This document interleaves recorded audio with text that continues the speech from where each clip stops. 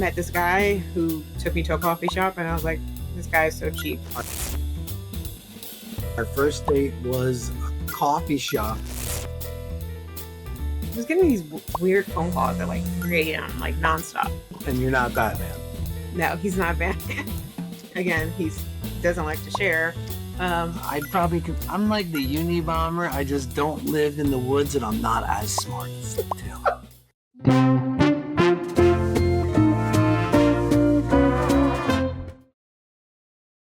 Okay, welcome to the second episode of This Might Be a Bad Idea. Of love, life, and questionable decisions on our move to Mexico. Again, I'm Erica. And I'm Jeff. So I think today we were talking about you're racist, right?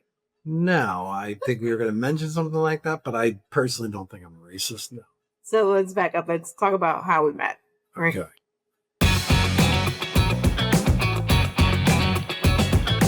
So we met on an app that I'm not going to speak of the name because technically they don't pay me. And us being married, meeting off the Oh, you said Tinder. Off the app. Okay. Is very, very valuable. So anyway, but yes, we did meet on the app, and our first date was a coffee shop. Again, and I'm not going to say what coffee shop it is because, technically I paid for my coffee when I was there. Starbucks. Okay, it was Starbucks. Yeah. And we did have our first date there. It was a great date. It only cost around $2.50 per coffee. But we got to know each other, and, the end result is we wanted to see each other again. Mm-hmm. Or at least you wanted to see me again, and that was a little surprising. You were funny. Okay. We talked for like 4 hours. It was October 27th. I don't know if you remember that. No. But I do remember that because it's the day my brother died 2 years later. Oh, I see. Okay. So it will always be stuck in my brain. Okay. And I thought about canceling. It was pouring down raining. It was raining. And I was like, yeah, I don't want to go. I didn't realize that you were upset at that point. Of course I didn't know. Of course you didn't know. You didn't know me. So I decided to show up anyway and, met this guy who took me to a coffee shop, and I was like, this guy is so cheap. But we talked for 4 hours in these uncomfortable chairs and Starbucks. And then by the time the date ended, it stopped raining. It was nice outside. And I feel like my brother was like giving this stamp of approval. I don't know. It was, it was a bad day. It was like horrible. And I don't like to drive in the rain in the first place or leave my house when it's raining. But, he didn't even kiss me. He was very polite. He hugged me and sent me on my way home. And then we scheduled a second date right from that date. And it kind of went off from there. And I swiped right to someone I wouldn't normally swipe right to. But I was intrigued. And I was like, I'm getting off the site anyway. I don't care. These people suck. Yes. And he was my last swipe right. I'm sure what everyone thinks when they use those dating sites. Yes. But it did work, and we did find each other. And that was surprising, but it's possible. It's possible. And then, so we had been together for, I don't know, maybe a couple weeks at this point. And he was getting these weird phone calls at like 3 a.m., like nonstop. And I was like, what the fuck is going on? And anybody in this situation, you just met this person and you're like, they're getting weird phone calls in the middle of the night. So he explains to me. And you're not Batman. No, he's not Batman. So he explains to me the story, and I kind of hand it off to you, No, well, I'd rather not say. So the story goes, a friend of mine was dating a black girl, and I guess at the time thought she wasn't treating him very well, and told him my opinion on breaking up, and I guess it got back to her. So she would call me, text me. She would do everything possible to harass me and call me a racist. And the funny joke was, of course, I was dating a black woman myself, and I love her not because of the color of her skin, not because of anything, just because of her. So I was harassed for probably a good year and a half, getting text messages and videos and phone calls, 3, 4 o'clock in the morning, that I'm racist and that I am dating a black girl and I'm racist. So, well, at that time, she didn't know you were dating a black girl. She found out later. Maybe. Yeah. Because this was in the beginning of our relationship. Yeah, and that was funny because we started dating and she started calling me a racist. So it was a running joke between me and Jeff. So I always call him a racist. Yes. Just because it's just funny. He's not a racist. Obviously, we are dating. I would say that Jeff hates everyone. He's equally prejudiced. I'm an equal hater. He's an equal racist. If we offend anybody, we're sorry. But literally, we mean no harm. And we obviously love each other dearly. Yeah. Been married a couple months now, but been together for almost 6 years now. And yes. 6 years? 2019, sir. Jeez. I guess that just shows how good of the relationship is. It doesn't feel like 6 years. Yeah.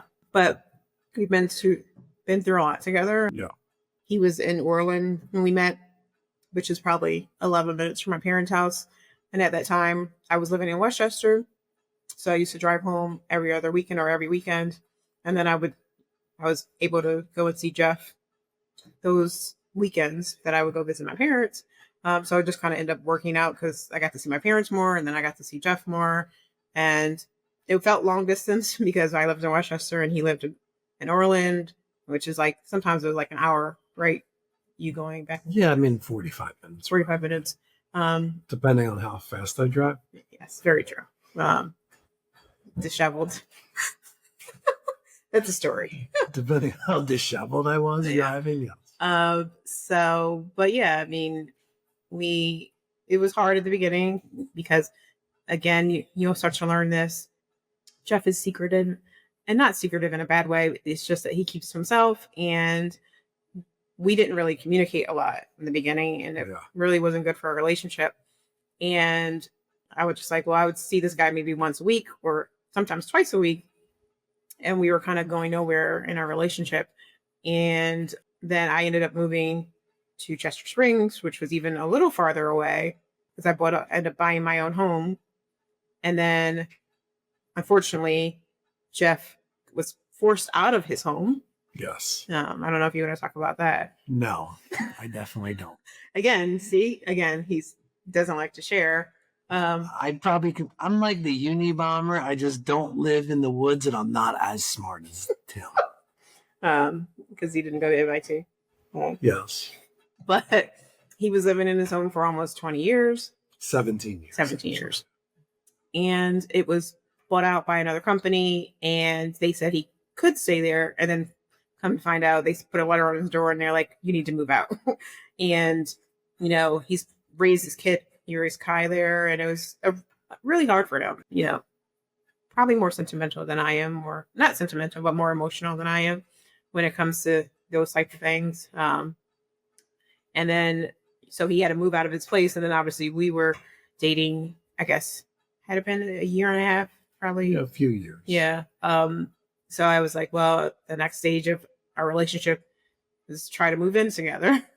And so it was kind of out of need and want when we kind of end up merging, less so in Jeff's part because he probably wasn't ready at that time. Well, what I would say is you were pretty happy about that, knowing that, we could live together and start our future. And at the time, of course, I didn't know we had a future like we do. But I think you were pretty happy that, of course, I got evicted. That sounds horrible. I got that feeling. I thought you were a little happy. Happy that you got evicted? Well, that you knew that I now needed a place to stay, and it's a perfect situation where we move in together and then really find out if we did have a future. And that seems like that's what happened. You think? Yes. But isn't that the truth, though? No, I wasn't happy that you got evicted. No. No, but I think you were probably at least saying, hey, I want to take our relationship to the next level. And the next level is either, us moving in together.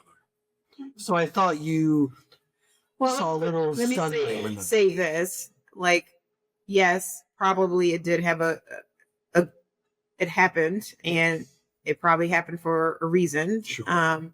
Sure. Sure. Because probably if you had stayed there and I had stayed at Sister Springs, we probably would not be together.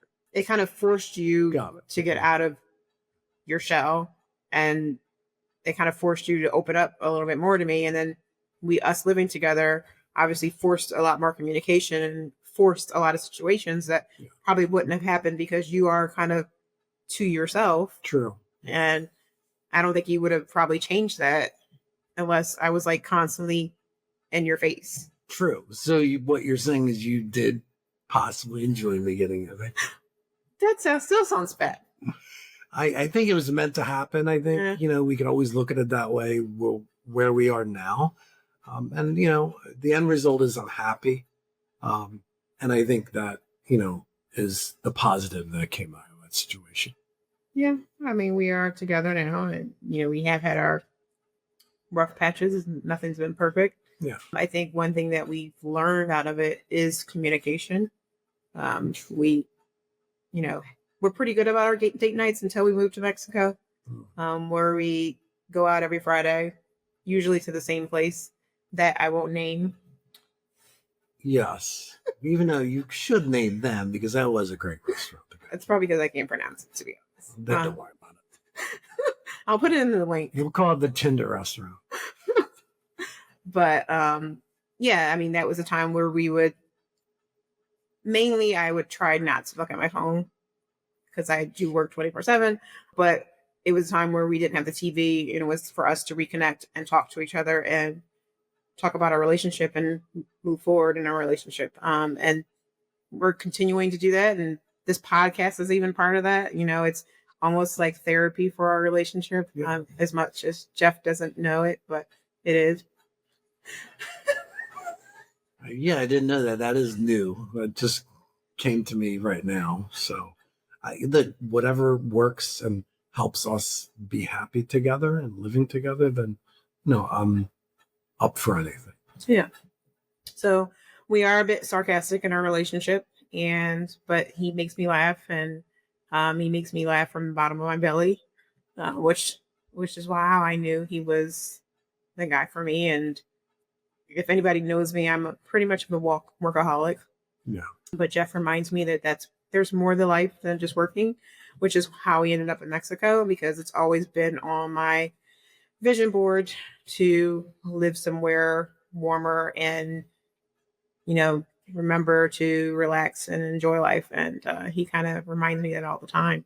So I'm happy to have that and have that with him here in Mexico. Yeah, I'm glad I can help. So from a date that started, me thinking it might be a bad idea to start a date and go on this date with this person on the 2-year death of my brother, to now fast forward 6 years later to now being married. Yeah. And me not actually being racist. Yes, to him not being racist. This is how we ended up. Or can you be racist and still be married to someone that's different nationality? Yeah, I think so. I mean, but you guys tell us, leave in the comments what you guys think. Yeah. But yeah, I do think that's possible.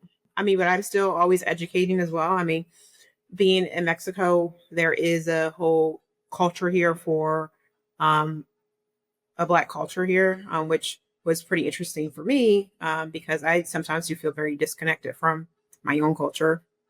But we do have a Black Mérida group where we try to engage and have events and be social. And Jeff was invited to one of those events when he came down, and I probably was a culture shock for him. Not only being in Mexico, but being now surrounded by a whole bunch of Black people, and he's the only white person there. So how is that? Well, I mean, that wasn't that bad. I mean, I adjust pretty well. Yeah. Think I don't really see people in colors of their skins. I kind of see people as in human beings. So for me, I was completely comfortable with all white people, all Asian people, all black people. I mean, it really didn't matter. I just kind of adjust, and everyone was great there. So nothing negative to say. Yeah. I thought it went smooth. No, it is. It has been a positive thing for me because just knowing that there is still some type of community or some outreach, because culture shock and strange from your own, country, having some type of connection still is important. So just glad to kind of have that outreach. We have a WhatsApp group where they're constantly talking about stuff from the States or how to move to Mexico and how do you adjust to Mexico and, how to find things in English, going to the movies in English. There's a story on that. Wow, we first saw our first movie all in Spanish. Yeah. So, it's just all these things that come up and just having another group of people that you can lean on. And we'll talk about Dorian more and more in the future. And, he's been great. He's a door down from us who's been so helpful for us just adjusting to this culture. And, for Jeff is a lot because this is probably the second place you've been out of the country, right? True, yes. Well, third place. Because I made you get your passport. Yeah, you made me get my expensive passport. That's it. And rushing 2 days to get it. Well, yeah, because I'm a big traveler. I love to travel. And I think I almost broke up our relationship and I was like in tears because he didn't want to get a passport. And I was like, you need to have a passport. We can't be together if you don't have a passport. I love to travel.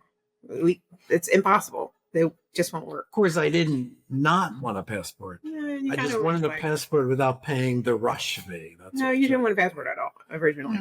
It's okay. This is like in the beginning of our relationship. And then so I booked a trip to Bahamas, and of course, we needed a passport. And so it was probably a month before we were applying for the passport, and because processing time can be delayed, we expedited it.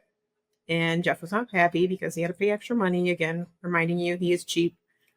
Hundreds of dollars. It was not hundreds of dollars. Okay. I actually pay for this for kids all the time. I know how much it is. It's not hundreds of dollars.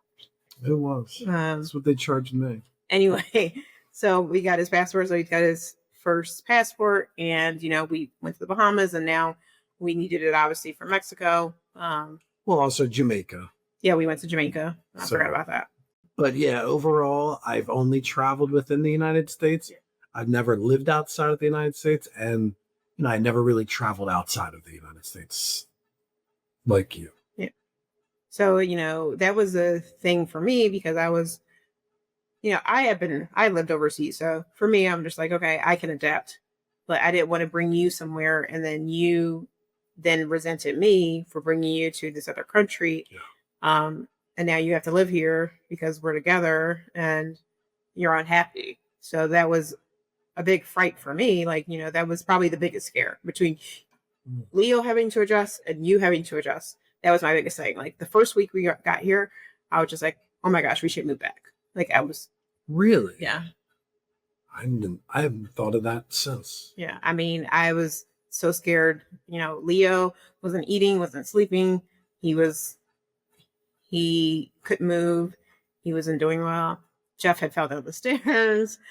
He had a tooth. We had to go to the dentist, and within a week, he had some ear issues. Like, a couple things. I'm like, we haven't had these issues when we lived in the States. Like, what's going on?